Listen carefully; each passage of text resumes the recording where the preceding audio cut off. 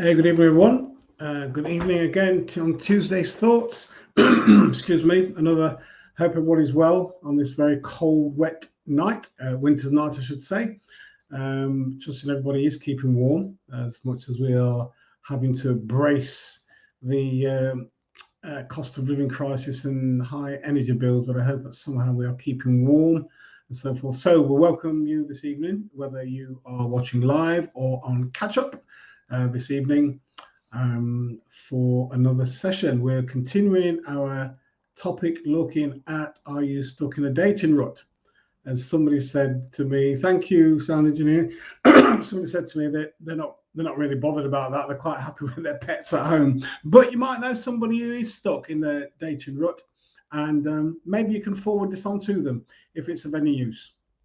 Anyway, yeah, good to see that you are on air, and I'm going to crack on. So just to say welcome to everyone who's watching live. Good evening, Pepper, or watching on catch up. It's amazing. I did some stuff on betrayal, as you know, about 4 months ago, and folks are still writing about some of the articles that I wrote and the broadcast as well. So as I said to folks, you never know who's out there watching, so send your stuff out there. Somebody at some point will pick it up, and over a period of time you'll develop a kind of mass, not so much of following, but people will be interested in what you're doing. So we're looking at dating rut, part 2, and some folks say, oh, that don't really include me, but you know, lots of folks get really stuck in a dating rut. But before I go any further, I need to say my name is Delroy Hall, a trained counsellor, lecturer and trainer, have been for over 30 years. But also I need to say that if we take this thing seriously about dealing with the dating rut, let me just say from now, it can be quite painful. So looking at solutions, and I'll say a bit more about solutions in a moment. So what do I mean by dating rut? So here are some things that people might find themselves in, and they might not be dating at the moment, but these are some of the things that some people say in terms of dating rut. Why do men I like don't like me, and the men I don't like keep chasing me? So that's a dating rut. People, they like somebody, but the person doesn't like them, and then the men that they don't like, men end up chasing them. Or the guys who I like don't like me back in the same way. What's wrong with me? So I like guys, I let them know that, and then same thing's happening. They don't like me. What's wrong with me? And also, dating rut can be, I always seem to treat a guy or a woman that treats me like nothing. That's a dating rut. So you may not be in a relationship at the moment, but you seem to choose people that don't treat you properly, treat you well. Or why do I always romantically attract the wrong people? That's another dating rut. Or I always seem to be attracted to people who are unavailable. I'm going to say more about that later on. That is really important. I've known people over the years, they seem to always be attracted to individuals who are not available. People who are engaged, or people who are already married or about to be married, and they seem to be attracted to them. Something is going on there, and we'll explore that a little bit. But all these sessions that I do I started in April 2020 until now, they're just hints and tips and pointers to help individuals, but there's no substitute for going to see a therapist or a counselor or a psychologist to really bottom out and deep dive and work through the issues that are bothering you in your relationships. I always seem to attract people who are dating other people or not available. Or why do I seem to attract weird people? So I'm going to leave you to define what you mean by the word weird, but you know what you mean, or your friends will know what you mean. Just seem to be attracted to people just off center, just kind of weird behavior, weird ideas, weird thoughts, and I just keen to keep attracting those type of people. Or another one, I've known individuals saying like this: why do I seem to attract people who won't commit? We go out with each other but they will not commit. And any minute I talk about commitment or want a more serious relationship, close relationship, they're gone. And that you can be doing all sorts for them. You're caring for them, looking after them, keeping them at home, and you're making love to them, all the rest of it. When you start talking about commitment, they're gone. So why is that happening? So let me just say very quickly, we learn, good evening, Marcia. Good to see you this evening. We learn about our relationships from the moment we're born. So there's this idea that we become, we're a blank sheet of paper, and then it's later on in life that bits start filtering in. No, we learn about relationships from the moment we're born, and how our caretakers look after us, our parents or takers look after us, really gives us an indication, and it sets us up for life. Obviously, we're not aware, we're not conscious. Well, no, we're not conscious, we can't remember, but the impact of those caretakers has a massive effect on our well-being and so forth. Good evening, Jenny. So those caretakers, good evening, Tina, and anyone else who's watching, watching either live or on catch up. We're looking at in a dating rut, part 2. And you don't have to be dating to be in a dating rut, but you kind of aware that something is happening. So the infant caretaker, they set the stage for future relationships. So if your caretaker or your parent is attentive, loving, reliable, what that will do for you as an infant, that will create the environment for you to feel safe, loved, and secure. Those 3 elements are something even as adults we need. We need to know that wherever we are, we feel loved, safe, and secure. And they're not just kind of random ideas. They help us in terms of our well-being, our psychological well-being, our emotional well-being. It just helps us. If we're in an environment we know that we love, safe, and secure, it does so much for us. So as a child, these things are really, really important. So what happens when this environment is created for the child then internalizes this safety network, this safe boundary.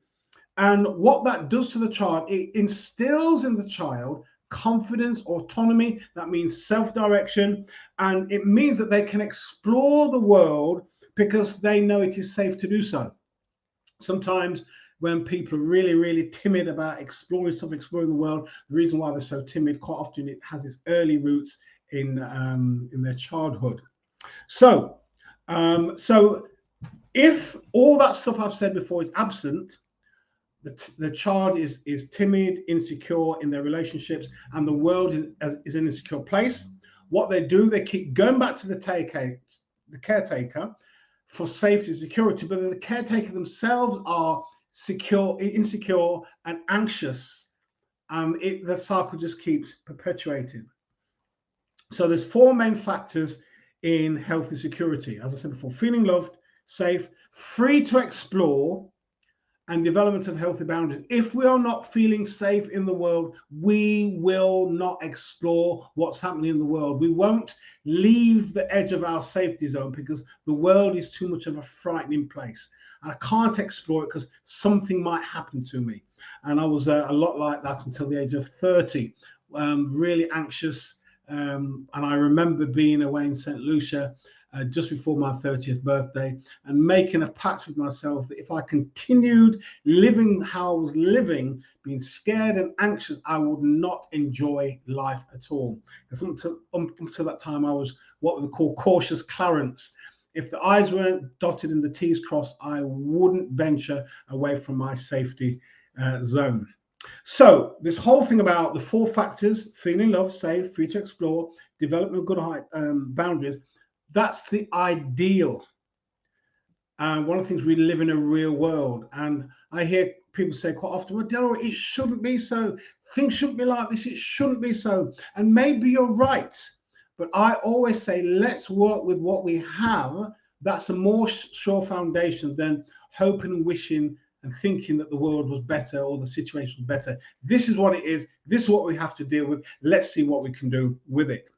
So if quite often what happens, a child is born, the caretaker, the parents, they've got their own stuff. We have our own stuff to work through. And then what happens quite often, if we are not there for the child, what happens, the child then disengages with you, withdraws, and they realize that, in fact, what happens sometimes, if the caretaker is not reliable, loving, attentive, the child can sometimes end up looking after the needs of the caretaker.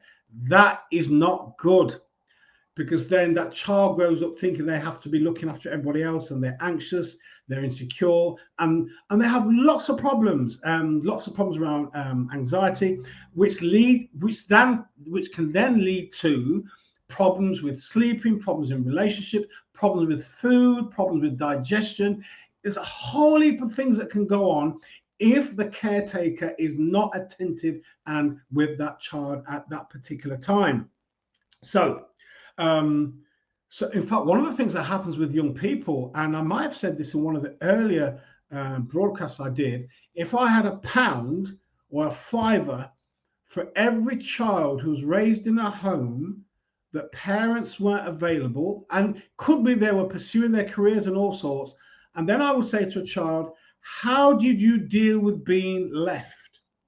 And literally pretty much 9.9 times out of 10, I would spend a lot of time in my bedroom. Right.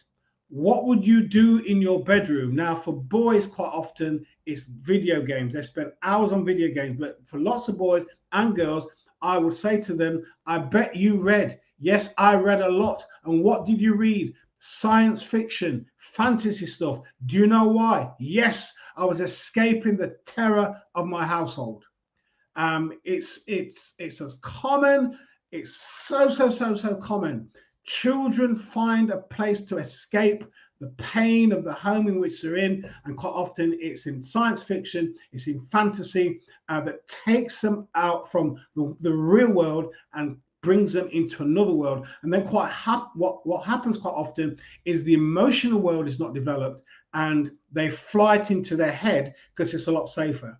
So emotions are really deadly. They're uncomfortable. They're painful. I'm going to say more about that in a moment, but their head's safer. And quite often you have people they've got brilliant cognitive skills. They make great academics, scientists, doctors, brilliant up here, but emotionally not developed at all. So the child disengages, withdraws, and yes. Yes, Enid Blyton was a godsend, but yet she herself, if some of you know the story well, that she wasn't very good with her kids. Anyway, let's not even go there. So she wrote about children's stories. Yes, and you're right, Claire. It helped. Claire just put this just in case you don't see it. Enid Blyton was a godsend. It depends who you're talking to. Yeah, she wrote brilliant storybooks, but she herself was not brilliant with kids, her own children. My understanding now, of course, it depends how you read this. So understand it is that while she was doing her writing, she'd locked the kids out of the room where she was writing. So that's let me just get rid of that. Ooh, somebody said, "Ooh, what's this?" Ooh, yes, Enid. Yes, shame Enid. Yes. So yeah, that is true. It's interesting. Just as an aside, sometimes when you see people that are incredibly creative, quite often, not always, but quite often, that creativity, that energy is suppressing or hiding difficulties or complexities that they haven't yet come to terms with. But their artwork is a way of kind of dealing with it. It's a form of distraction. So what happens with children quite often? So I'm building this picture. What happens to our relationships as we get older? Happens a lot with kids who've been raised in violent homes. They can see stuff's going on. They feel bad, and then parents separate, parents split up. Nobody's talking to the children. So the child then creates the story in their head. I feel bad, therefore I must be bad. So this story is lodged in their minds as a young mind, and it continues. And it not unless something happens that really helps the child to break from that, they take that into their adulthood. So what's this? Plenty of ministers and professionals looking after the people, kids, but enough with their own. Yeah, absolutely. That is very, very true. Doing it says there's this huge balance, this massive balance. Yes, I know that from personal experience. I won't say any more than that, but yeah, you're right. And it's a fine balance. People who can be very business people, even working with children and stuff, but yet at their home things are falling apart. I think it was the guy on Star Trek. I can't remember his name. His name has just slipped me now. But the latest guy, he's not spoken to his son for decades, and I think they're beginning to work at the relationship now. But he was busy pursuing his career. Patrick Stewart, I think it is. Patrick Stewart, busy pursuing his career, and the relationship with he and his son really went sour. And I think it's only now that they're beginning to form particular relationships. I'm not saying anything private. This is in the public domain.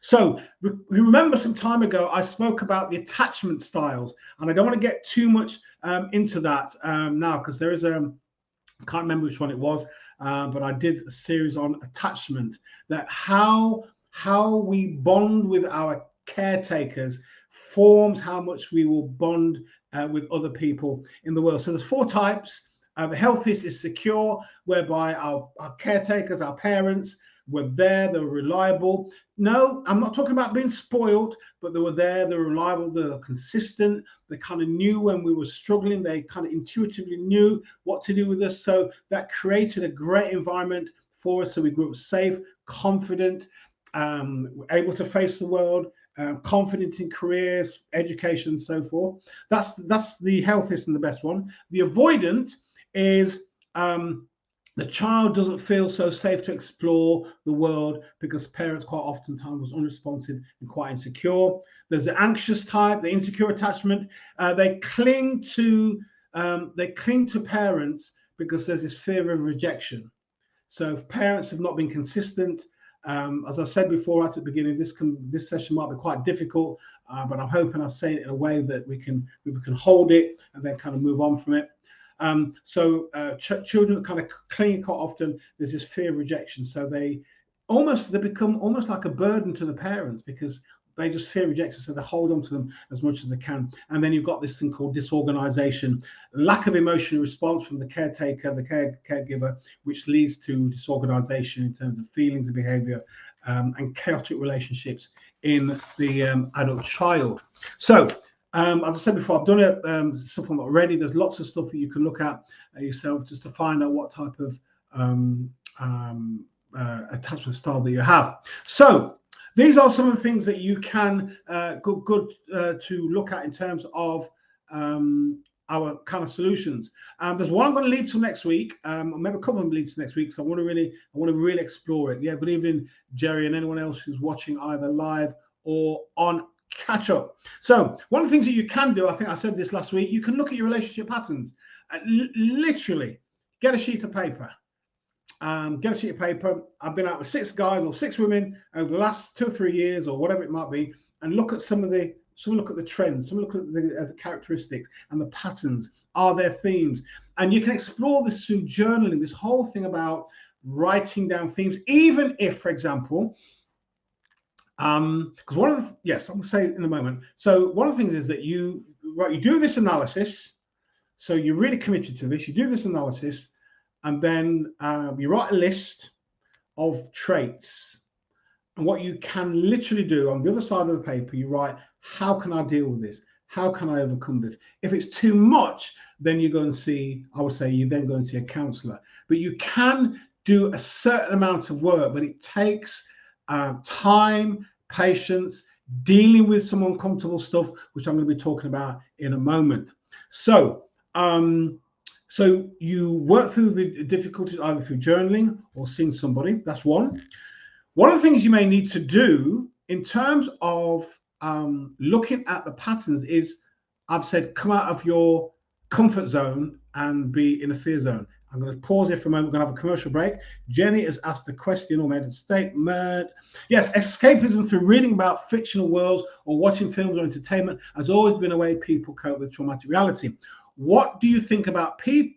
What do you think about people creating a personality on social media who's not really them? Is that escapism too? But of course, yeah. I'm saying this is in the public domain, so I'm not saying anything that was false. I might have mentioned it. I'm not going to name his name, but I know this. But I don't know the young lad actually, but I know his parents. And I think it was Rich Kids Go Skint, something like that. And what this guy did very cleverly, let me just see if I can just, yeah, see if I can. Yeah, right. Very cleverly, what he did, he started to do modeling and advertising clothes and so forth, and he did really well. And he went on social media, got a following, I think, of 250,000. And then he was on TV. The TV, I can't remember what program it was now, but the TV channel didn't do their due diligence research. They asked him about, where he lived and all the rest of it. He lives in a council estate, but he said he lived in this mansion. It was huge. So I don't think his father was too impressed.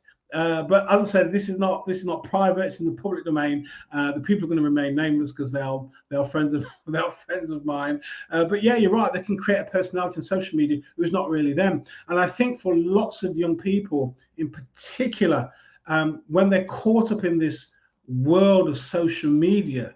In fact, I heard about 10 years ago when social media was really just, maybe not 10 years ago, maybe a bit less than that, when social media was really beginning to get a hold of people. I remember Radio 4, there was a documentary, and it said that children, because they spent so much time on the internet, were believing the internet over their parents or teachers. And those of us that are older, we're discerning and we can read some stuff and we can see right through it straight away. But lots of children can't because they've grown up with it. And that ability to discern what is right or wrong or full of rubbish or not, they haven't developed that. So you're right, they can create a social personality on social media. It's not really them. To be honest, I see stuff on social media and there's a bit of me that says, you know what, don't believe it. Because of the fact I've worked as a counselor for so long, there's a persona we project to the world, but there's something that happens behind that, and I know that kind of goes on all the time. So yeah, it's got major consequences. Either consequences for the individual. So because you imagine this, a mass following, and then this individual can't keep up this pretense any longer, crashes, burnout, worst case scenario, they take their own life. That then has a major impact on people that are following, quite often young people who have not been able to discern things. So this false identity can be impossible to make. Absolutely, yeah. Yes, false identity is impossible to maintain a real life relationship. At some point, that relationship, the persona breaks down, the false identity breaks down. And sometimes we don't know, but we sense that something isn't quite right. Discernment, there's a gut feeling, intuition. Yeah, I see him, I see her, but you know what? Something ain't quite right. And I would encourage us, if we're listening to this, you may have a friend in a situation who you sense they're getting close to somebody and something isn't quite right. You've not got the evidence. Might be good to share this with them because it's really, really important. I will say to us, if there is a gut reaction to something, listen to it. How many of us, me included, have ignored a gut reaction and we've lived to tell the tale, painfully so. So this false identity is impossible to maintain a real life relationship. Absolutely correct. So one of the things that we can do, of course, there needs to be a drastic change of mind in terms of believing that sometimes when people end up in these kind of cyclic relationships, they believe they're not worthy of anything good. So that's the belief. So there has to be a drastic change of mind, looking at our beliefs, where it came from, how it started. Again, not an overnight job to do some work with a therapist. This type of work, it's not a band-aid. It really isn't. And I think these sessions, I don't want to give the idea that these relationship things, these complex relationship things are band-aid. So one of the things that we can do as well, take a break from dating.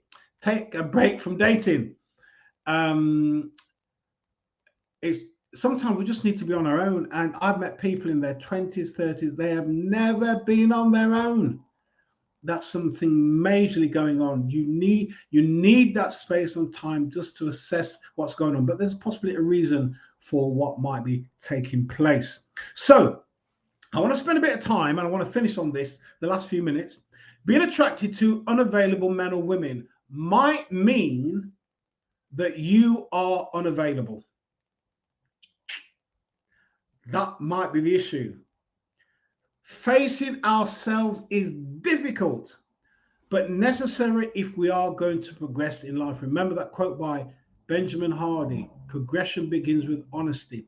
Sometimes when I've known people, they are forever in relationships where people aren't available. They're involved, the person they're attracted to is involved in another another relationship, and it might mean that you really are unavailable too.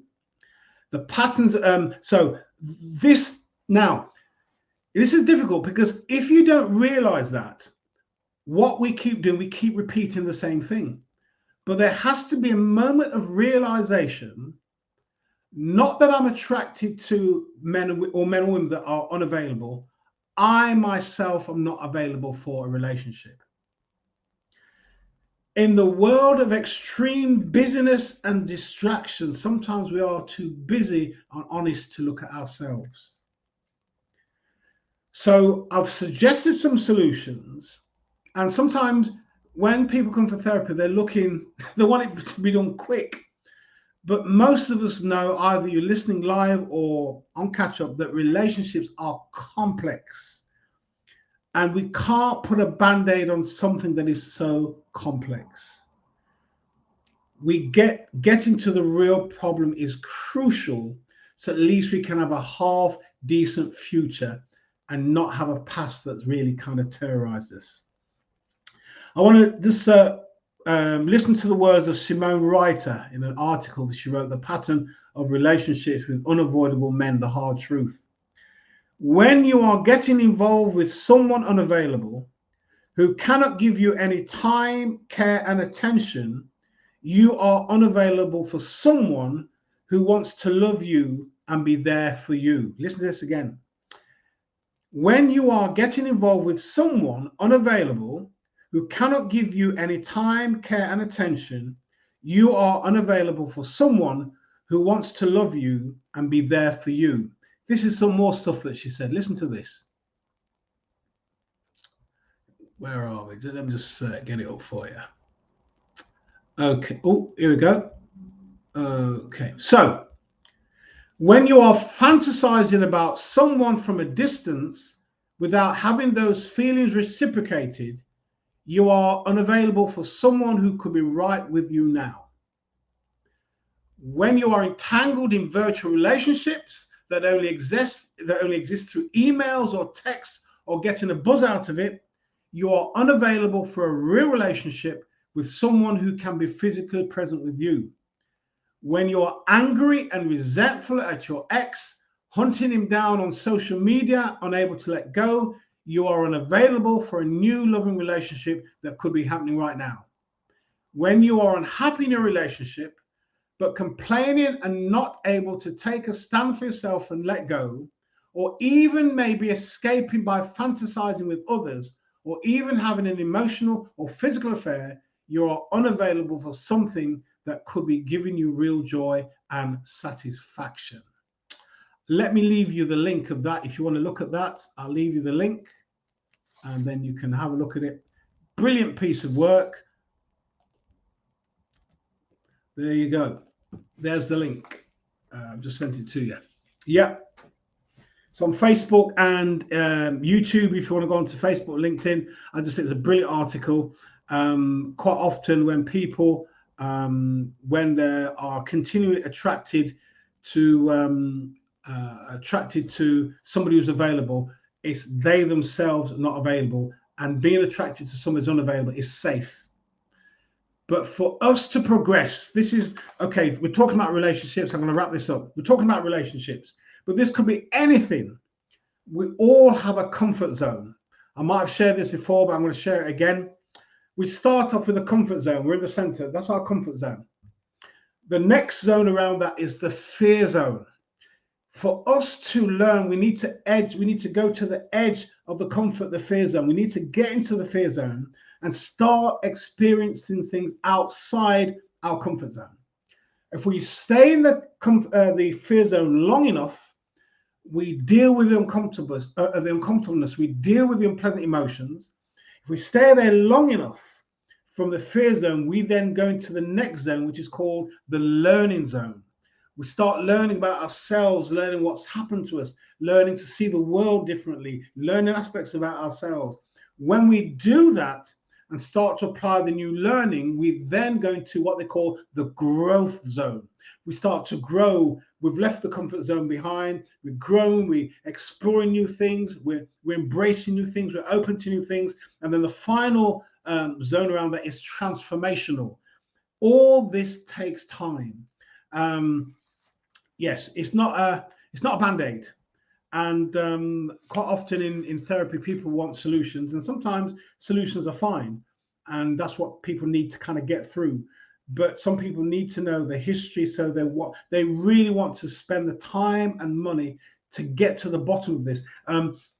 Somebody I use as a supervisor, one of his clients is 87. Not that she has any particular traumas. And when asked, why are you still in therapy at 87? I want to keep learning more about myself. 87, you would have thought, you know what, lady, just put your feet up, drink your sherry, have a smoke on your pipe, have your fluffy slippers, and just kind of just bide your time until your time's gone. No, she's not doing that at all. She said, I want to learn more about life. I want to learn more about me. I wanted to get into some deep conversation because I've still got a lot of life left. So, whole thing about dating, stuck in a rut. There can be many reasons why people are stuck in a rut. Attracting same type of individuals, attracting weird individuals, as I said before, attracting people, you like them, they don't like you, and the people you don't like end up chasing you, and it not literally, of course, but they're kind of, that kind of hot pursuit, and it happens time and time and time again. And we've looked at this whole thing around what happens in our early years. We looked at the attachment models. Also, we looked at some solutions. But the best solution, of course, is to shift in our thinking. And also, we then need to really start looking at ourselves. And next week, I'm going to be looking at something that might be radical for some, but can really help us move forward in the dating scene and breaking out of our rut in a real radical way. So I look forward to seeing you all next Tuesday. Enjoy the rest of your evening and your week. Thank you for taking the time, either live or catch up, to listen to some ideas, some thoughts, some teachings. Hope you find it useful. If you've got individuals you know in a difficult situation, send it to them, forward it to them, sit with them, watch it through with them, and talk to them about it, and help them to kind of look at it. Is really about looking at ourselves. We can't really get we can't really improve too much if we don't start looking at ourselves. And it's a part of the world that we don't invest enough time in, really, but we need to. So thank you very much indeed for your time. I really do appreciate it. I hope you found it useful. I know that it could have been quite difficult this evening, but hopefully, if it's evoked stuff you need to DM me, please do. More than happy to respond and signpost you even. But yeah, enjoy the rest of your evening and the rest of your week. Take care. Speak to you soon. Bye-bye.